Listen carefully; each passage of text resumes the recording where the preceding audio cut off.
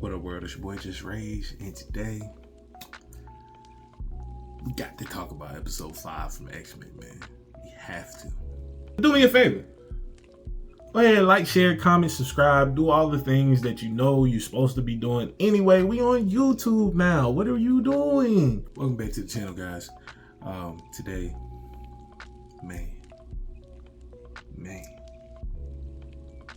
Today we gotta chop it up about episode 5 of X-Men 97. I meant to have this video up by last week, but your boy was down bad. I was sick, fighting for my life, fighting for my life. But praise God, your boy back at it. So we gotta do this episode 5, bruh.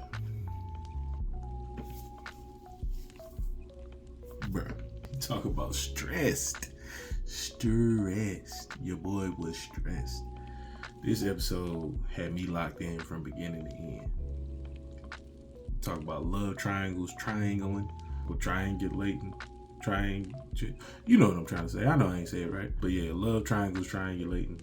It was a lot going on. It was a lot going on.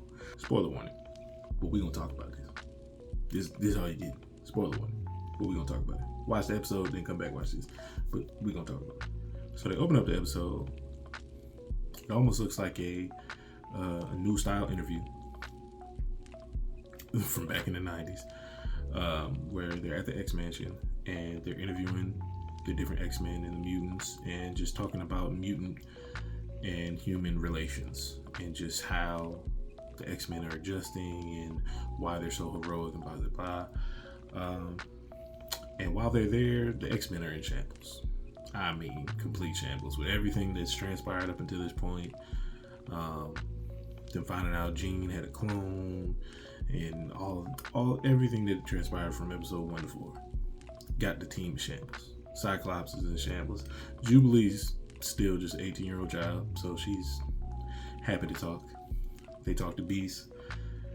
Beast is in his own little world, but also stressed with everything that's going on. They talk to Cyclops, and yeah, you can see Jean and Cyclops still ain't talking. You can see everything just weighing so much on Cyclops, him dealing with the loss of his son, him dealing with Madeline Pryor not being the real Jean and having to leave, and then dealing with the disconnect between him and the real Jean because Madeline was her clone and he fell in love with her, had a baby with her, so that's messing up their whole dynamic. And it's just like, man, it's a lot. This is heavy. Like, I can imagine if I had to send my son off. First of all, if I'm having a child with somebody who I thought was my wife, but really is a clone of my wife, then we had a baby, the baby gets sick, and in order to save the baby, we got to send the baby to the future. So not only did I just have my son, my first child, but now I got to send him to the future. And you think I'm going to be okay? Especially after my pops abandoned me and I'm dealing with all that trauma. Like, bruh, that's a lot to put on a person. They were going through it on this episode. And man, you have Jean at a lake just trying to recollect the fragments of her memories of what was actually her and what was actually Madeline Pryor. And then you see Wolverine, good old Logan, comes up to be that supportive friend and a shoulder she can cry on and in time of need. And Jean being just kind of fragmented in her memory and just emotional, ends up in a moment of weakness kissing Logan. And of course, you know Logan got feelings for her. I mean, everybody know Logan got feelings for her. So it's like, you playing with my man's emotions. You playing with his heart. Like, don't do that to my guy. Even he was like, whoa, you doing too much. It's like, wait, you're Jean Grey, he's Scott Summers, y'all belong together. This can't happen. You messed up. I ain't gonna tell nobody. It is what it is. I ain't kiss you, you kiss me. I'm gonna let you live today. So it was like, man, she was doing too much. I ain't gonna hold you. She was doing too much. She was Jean. You was doing too much. So then it goes back to Cyclops. Cyclops is in the middle of the interview, and the newscaster is asking him questions about his son, about him and Jean Grey's son, and He's like, nah, we don't have a son. She was like, well, according to these medical records, you do kind of have a son. She's just being real invasive. Like, hold on, shorty. Like, I ain't trying to talk about this on camera. So he just snaps and loses it on camera. It's just like, man, y'all lucky we let y'all live. Y'all treat us like dirt and we had the power to kill y'all, but y'all lucky that we let y'all live. And I felt Cyclops in that, man. Y'all, you ain't gonna be talking to me any type of way on no interview and I could just optic blast and you up out of here. Like, nah, that's not gonna go down. Especially after I just lost my son and who I thought was my shorty. Like, nah, that can't happen. So then it switches and you see Magneto, Rogue, and Gambit on their way to Genosha to celebrate with, you see Gambit, Magneto, and Rogue on their way to Genosha on the X-Jet to celebrate Genosha being inducted into the UN. And of course they get there, Genosha looks popping, like it looks fire. All the mutants are having fun. All the mutants are having a great old time. You see the Morlocks are even enjoying themselves. They ain't got to hide in the sewer no more. Like, they actually out on the street just having fun, just being themselves. Like, that was dope. Got to see people dancing, see a bunch of cameos from different mutants. Nightcrawler, my favorite X-Men, shows up. One of the greatest cameos in this episode. Shout out to Nightcrawler. That's my guy.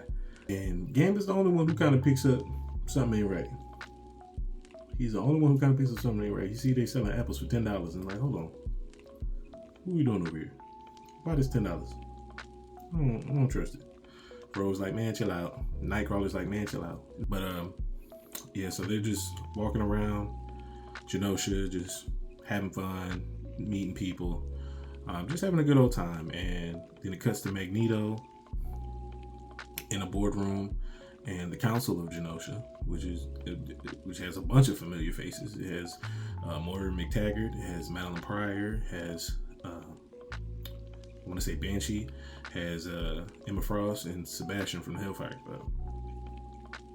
They're a part of the council. They're like, hey, we want you, Magneto, to lead us in the UN, be our representation in the UN. He's like, man, I ain't for all that. I ain't here for that.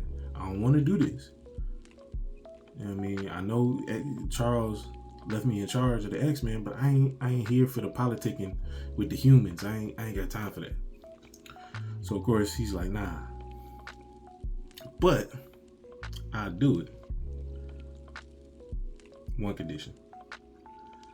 If you let Rogue be my queen and be my right hand. And so of course they're like, I mean, shoot, whatever you need, that's fine. She can do that. Rogue is pissed.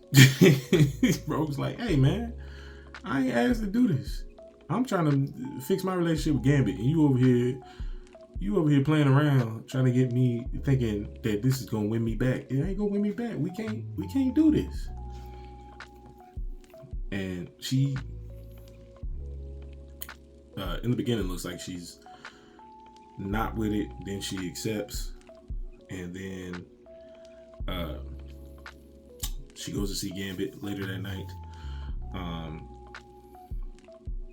And as she goes to see Gambit later that night, she confesses everything that ever transpired between her and Magneto and why they're so close and how they found that they could actually touch each other due to his master over magnetism. And it was just, man, she had some cold lines in that little discourse between her and Gambit, man. She said, you light up everything you touch, but never me. Oh, that hurt me. That hurt me. I'm like, we not even together. You a fictional character, and that hurt my feelings. I'm like, geez, that was a cold line. You light up everything you touch, but never me. Dang. She was cold-blooded for that. But Rogue was spitting game that entire discourse. This whole episode, she was spitting game, really. And Gambit was even just like, hey man, some stuff is deeper than skin. I'm gonna just let that sit right there. But I'm gonna fall back though. I would have went and cried in the car. I ain't gonna hold you. I would have went and cried in the car. While they were in the meeting, I'm gonna backtrack a little bit. While they were in the meeting, Jean actually catches Scott and Madeline communicating telepathically and just grieving the loss of their son. And of course, the whole communicating telepathically thing was Scott and Jean's thing. So the fact that she caught him communicating telepathically with Madeline over them both grieving the loss of their son and grieving just the whole situation and everything, she was pissed. There ain't no explanation. I see you cheating. That was our thing. Why you doing this? Mind you, she just kissed Logan, and you over here talking about what I'm doing. But all right, neither one of y'all was right. But I mean, grief causes you to do some stupid things when not handled correctly. So I get it. But at the same time, come on now, Jean. So her and Cyclops get into it, and Cyclops was like, "You don't even trust your memories. Do you even love me?" And of course she's like, "Well, loving you was the only thing that brought me back." And it was just back and forth. Like I said, the love triangles was triangulating, and I was locked in. I'm sitting here. Do you love her? Do you love her, Jean? So then, after, of course, Rogue confesses to Gambit everything that transpired, they end up going to the gala later that night to celebrate Magneto's choice. The lady from the UN comes in and is like, "Yo, we need to talk. Gather your people. We need to have a meeting." And he was like, "Well, why? Because I'm the representative now?" She was like, "Yeah, we need to talk about this." And he was like, "Well, I also have Rogue. She decided to be my right hand." She was like, "Huh, okay." And Rogue comes floating into the middle of the ballroom. Magneto meets her in the air, and then they're doing this whole sensual, intimate dance right in front of my man Gambit. He taking it to the face, like, man, go ahead with all that. So he ends up leaving. And towards the end of their dance, Rogue is just like, Gambit's right. Some stuff is deeper than skin. And in that moment, she just tells Magneto, "I love Gambit. Like, I can't do this with you again. I gotta go with Gambit." And in that moment, you see Madeline Pryor and Jean both have some type of psychic attack that ends up causing their nose to bleed. And Madeline hears a voice. She goes outside. Here comes Cable running up the balcony saying, "Turn off the music. Everybody get out of here. You gotta run." Now, if anybody from who's ever watched the OG series knows, when Cable shows up, stuff finna hit the fan. When Cable shows up, it's finna be a problem. Incoming in 3, 2, 1. As soon as Cable showed up, all hell breaks loose. All hell breaks loose. And this giant Godzilla 3-headed Sentinel comes out of nowhere and starts wreaking havoc on Genosha. I mean, killing everybody. Killed Banshee like in the first 2 seconds. Killed a whole lot of mutants. The Morlocks end up getting trapped in some foreign part. Nightcrawler comes through and saves Rogue and Magneto from getting killed and almost dies himself. So then Rogue, Gambit, and Magneto were like, "Yo, we gotta rescue the Morlocks." So they go to try to rescue the Morlocks. Magneto's like, "All right, I'll distract the robot while y'all go rescue him." Rogue and Gambit take off. Magneto goes to fight the giant Godzilla Sentinel. And this man is just throwing metal everywhere. It's just not phasing him. Sentinel's like, "Oh, we got an Omega level threat." All right, so they just start this massive fight. Magneto takes a train after he gets thrown through a building and gets flashbacks of the Holocaust that he endured as a Jewish person, as a Jewish man going through the Holocaust. And he feels like this is the same way because it's pretty much a mass genocide by the Sentinels, by the Sentinel that he never saw on the island of Genosha, and his mutant people, his mutant brethren are getting slaughtered, and he's like the only one that can really stand toe to toe to the Sentinel. So he's takes a train after being thrown through a building and just starts beating the Sentinel with the train, and that don't really do much of anything. Gambit and Rogue finally get to the Morlocks. They're like, "All right, y'all gotta come with us, follow us." Magneto gets tossed right in front of him as they exit the building, and of course Leech Poor Leech. Bless his heart. Bless his sweet little Leech. Sweet little Leech. Pulls up Magneto. He's like, oh, you said we were gonna be safe. And you're protecting us. And Magneto's like, I am gonna protect you. So Magneto puts up a force field. The Sentinel turns around and says, oh, Omega level threat. Omega level mutant. Charges up his beams, starts shooting at Magneto. And Rogue tries to go save Magneto. Magneto's like, nah. Gambit tried to stop Rogue from going to save Magneto. And then Magneto stopping Rogue. And like, nah, man, I can't let you interfere with this because you're going to end up getting hurt. And then I'm going to be mad. I got to protect these people. So Magneto puts everything he has into a blast to try to protect himself and the Morlocks while he's pushing Gambit and Rogue away. And Sentinel just obliterates Magneto and the Morlocks. I mean, obliterates them. And Rogue, of course, pissed off in that moment, takes off towards the Sentinel. And as soon as she's about to get close enough, the Sentinel turns around and is about to fire at her. And Gambit